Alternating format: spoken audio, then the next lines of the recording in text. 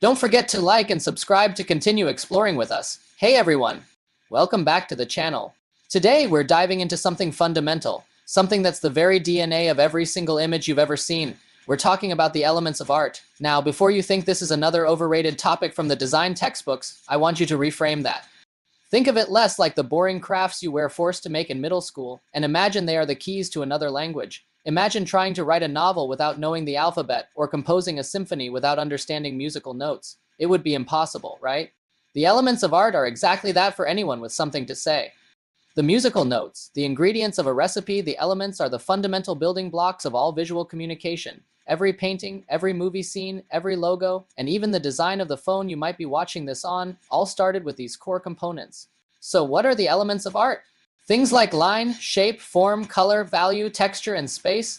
Follow the links in the description for a breakdown of each of these elements. Today, I want you to grasp the big picture. Think of these elements as the ingredients in a master chef's pantry. A great chef knows that it's not just about having flour, sugar, and eggs. It's about knowing how to combine them, how much of each, in what order, and with what techniques to create something amazing.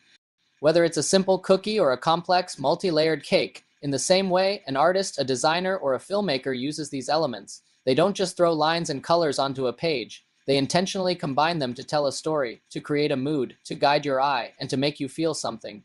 For example, a sharp, edgy line feels very different from a soft, curving one. A burst of warm, bright color evokes a completely different emotion than a palette of cool, dark tones. These aren't accidents. These deliberate choices pull on our intuition and help us understand what it means to be human. Learning to see these elements as tools of expression is a powerful skill. Suddenly, you're not just looking at a picture. You're reading it, feeling it.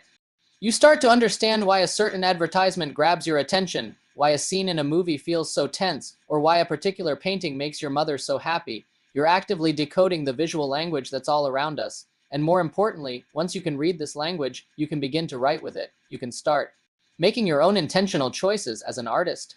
You'll move from just making marks to communicating ideas and emotions.